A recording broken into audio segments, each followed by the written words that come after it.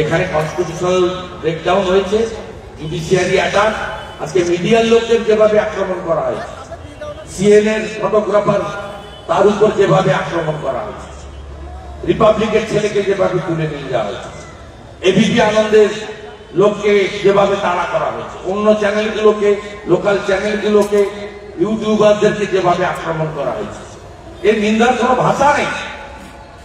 শান্তিপুর পুরসভার ভাইস চেয়ারম্যানের দাদা, প্রেস ক্লাবের সেক্রেটারি, মমতার ব্যাগ বয়, তিনি ঘুমাচ্ছেন, তার ভাই শান্তিপুর পুরসভার ভাইস চেয়ারম্যান। সাংবাদিকদেরও বলি আছে, আপনারা এইরকম একদম চটি চাটা লোককে প্রেস ক্লাবের সম্পাদক পদে বসিয়ে। আক্রান্ত মিডিয়া অথচ নীরব প্রেস ক্লাব, কিন্তু সরব শুভেন্দু অধিকারী। প্রিয় দর্শক, আমি শফিকুল ইসলাম এবং আপনারা দেখছেন আরামবাগ টিভি। আজকে বেলডাঙ্গাতে এইসব কথা বলেছেন শুভেন্দু অধিকারী যে এত বড় একটা ঘটনা ঘটে গেল, মিডিয়া আক্রান্ত, অথচ প্রেস ক্লাব ঘুমাচ্ছে। যিনি সেক্রেটারি তিনি কি ঘুমাচ্ছেন? কোনো কথা নেই, প্রশ্ন তুলেছেন শুভেন্দু অধিকারী এবং সেই সঙ্গে একটা পরিচয় বললেন যে উনি হচ্ছেন শান্তিপুর পুরসভার ভাইস চেয়ারম্যানের স্বজন, সেটাও বলেছেন। দর্শক, আমিও লক্ষ্য রাখছিলাম কলকাতা প্রেস ক্লাবের যে ফেসবুক পেজ রয়েছে সেখানে। আমি এই মুহূর্তে দেখতে চাইছি যে কোনো বিবৃতি বা কিছু দেওয়া হয়েছে কিনা। দেখুন দর্শক, লাস্ট যেটা এখানে দেওয়া হয়েছিল সেটা হচ্ছে নভেম্বর 4, তার মানে নতুন কিছু নেই। নভেম্বর 4। আর দর্শক দেখুন, এই যে সবাই বসে রয়েছেন সামনের বেঞ্চে, যাদেরকে দেখছেন এনারাই সব হচ্ছেন কলকাতা প্রেস ক্লাবের কর্তা।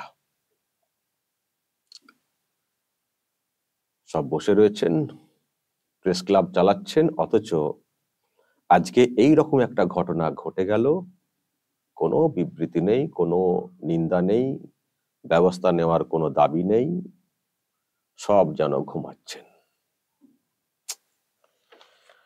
তাই তো শুভেন্দু অধিকারী বললেন যে সাংবাদিকদেরও বলিহারি, কাকে বসিয়েছেন ওই পদে, চটি চাটা। বলবেনই তো, এত বড় একটা ঘটনা ঘটলো সন্দেশখালীতে, এত মিডিয়া আক্রান্ত, মানে মিডিয়া হাউসের বিভিন্ন টিম আক্রান্ত, কোন হাউসের রিপোর্টারকে মারা হয়েছে, কোন হাউসের ক্যামেরা পার্সনকে মারা হয়েছে, কোন হাউসের গাড়ি ভাঙচুর করা হয়েছে, ক্যামেরা ভাঙচুর করা হয়েছে, মোবাইল ছিনতাই করা হয়েছে, এবং সেই সব নিয়ে অনেক খবরও হচ্ছে। বাংলাতে খবর হচ্ছে, বাংলার বাইরে খবর হচ্ছে, অনেকেই নিন্দা প্রকাশ করেছেন। শুভেন্দু অধিকারী বললেন যে নিন্দা প্রকাশের কোনো ভাষা নেই, এমন একটা ন্যাক্কারজনক ঘটনা ঘটেছে যেভাবে মিডিয়ার উপরে আক্রমণটা হয়েছে। অথচ প্রেস ক্লাব চুপ, প্রেস ক্লাব চুপ, একটা বিবৃতি নেই যে না, যেটা হয়েছে খুব খারাপ, নিন্দনীয় কাজ হয়েছে, ক্যামেরায় সব ছবি এসছে, ছবি দেখে ব্যবস্থা নেওয়া হোক। কোনো কথা নেই, একেবারে মুখে চটি গুঁজে বসে রয়েছে। শুভেন্দু অধিকারী কেন বলবেন না যে কাকে বসিয়েছেন, কোন চটি চাটাকে? বলবেনই তো। এত বড় একটা ঘটনা ঘটলো, চারিদিকে লোকজন ছিচি করছেন, বিভিন্ন মিডিয়া হাউস তাদের মতো করে খবরও করছে। এবং আমি কিন্তু আজকে আরো একটা বিষয় দেখছি,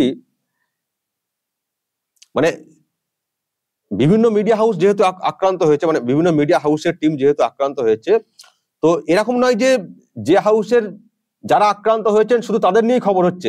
আমি দেখছি প্রত্যেকটি মিডিয়া হাউস তারা কিন্তু অন্যান্য হাউসের নামও বলছে, অনেকে তো অন্যান্য হাউসের রিপোর্টার বা যারা ক্যামেরা পার্সন তাদের নামও বলে খবর করছে। মানে আজকে যেভাবে ঘটনা ঘটেছে, প্রত্যেকটা হাউস কিন্তু একে অপরের কথা বলছে, একে অপরের পাশে থাকছে, একে অপরের শুধু নিজেদের কথা বলছে না যে আমরা আক্রান্ত, তারা কিন্তু অন্যান্য মিডিয়ার কথাও বলছে।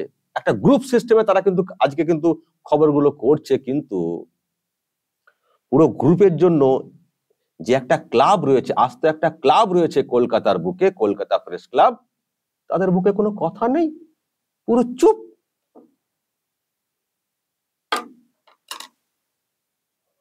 এর থেকে লজ্জার, এর থেকে দুর্ভাগ্যের আর কি হতে পারে?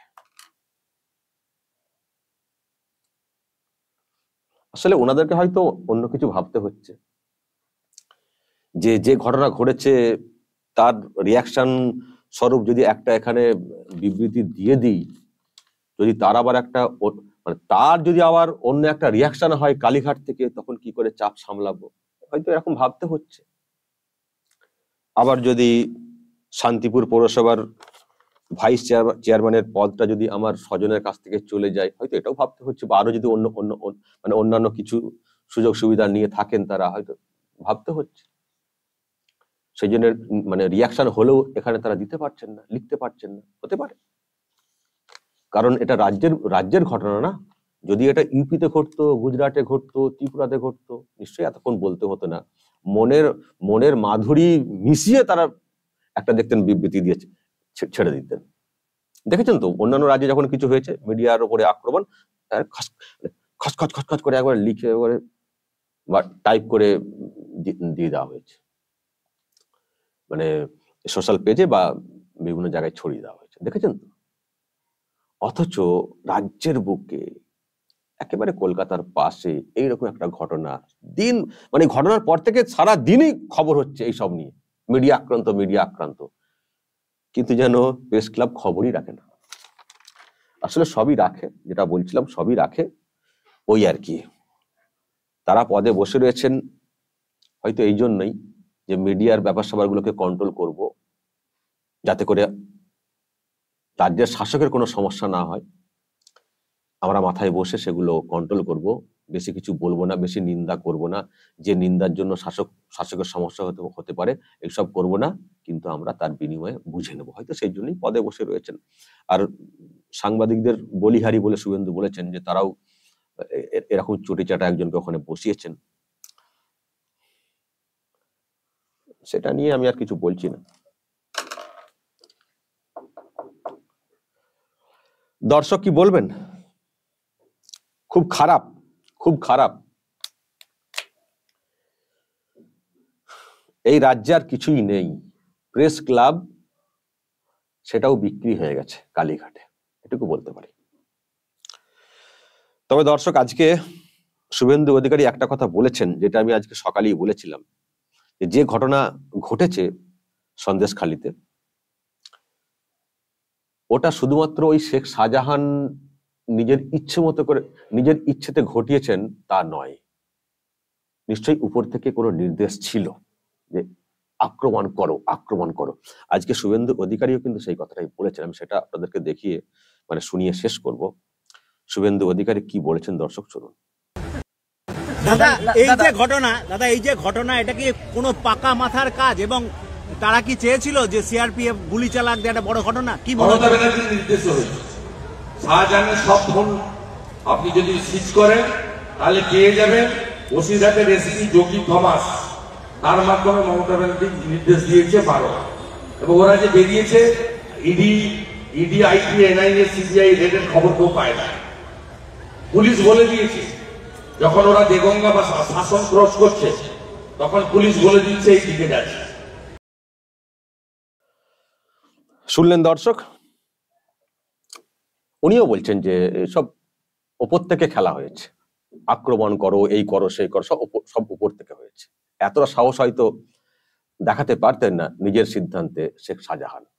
শেখ শাহজাহান লোকটা এমনি ডেঞ্জার লোক, কিন্তু তবুও ওই উপর থেকে একটা সাহস দেওয়া হয়েছে যে করো, বাকিটা দেখে নিচ্ছি।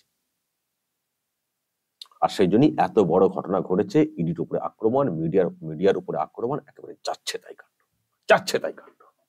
আবারও বলবো দর্শক, যে কাণ্ড ঘটেছে তারপরেও কলকাতা প্রেস ক্লাবকে যেভাবে মুখে চটি গুজে বসে থাকতে আমরা দেখছি, এখনো পর্যন্ত নিন্দার কোনো ভাষা নেই, নিন্দার কোনো ভাষা নেই। মিডিয়ার উপরে যে আক্রমণ হয়েছে, যেমন সেটার নিন্দার কোনো ভাষা আমরা পাচ্ছি না, বা শুভেন্দু অধিকারী তিনিও বলছেন নিন্দা প্রকাশের ভাষা পাচ্ছি না। আর এই ঘটনা ঘটার পরে কলকাতা প্রেস ক্লাব যেভাবে মুখে চটি গুজে বসে রয়েছে, তারও নিন্দার কোনো ভাষা নেই। ন্যাক্কারজনক, ধিক্কারজনক। ছি, লজ্জা লাগে না বলতে? কলকাতা প্রেস ক্লাবের আমি এই পদে রয়েছি, লজ্জা লাগে না বলতে? বাড়ি থেকে প্রশ্ন করেন না? আমার এটাই প্রশ্ন, বাড়ি থেকে প্রশ্ন করেন না? বাড়িতে যারা একটু বোঝেন টুকটাক, বলেন না যে আপনি কি, তুমি যে বাড়ির তুমি যে প্রেস ক্লাবের পদে বসে রয়েছো, কি জন্য বসে রয়েছো? কোনো আওয়াজ নেই মুখে? বাড়ির কেউ প্রশ্ন করেন না? নাকি বাড়ির লোকেরা বুঝে গেছেন যা করছেন করুন, মাল এলেই ভালো? কি জানি না, কি বাড়ির লোক তাও জানি না, সব শেষ। বাড়ির লোকদেরকেও কি কালীঘাট কিনে নিয়েছে নাকি? লজ্জাজনক। দর্শক কি বলবেন? যদি কিছু বলার থাকে অবশ্যই বলবেন, কমেন্ট বক্সে নজর রাখবেন আরামবাগ টিভিতে।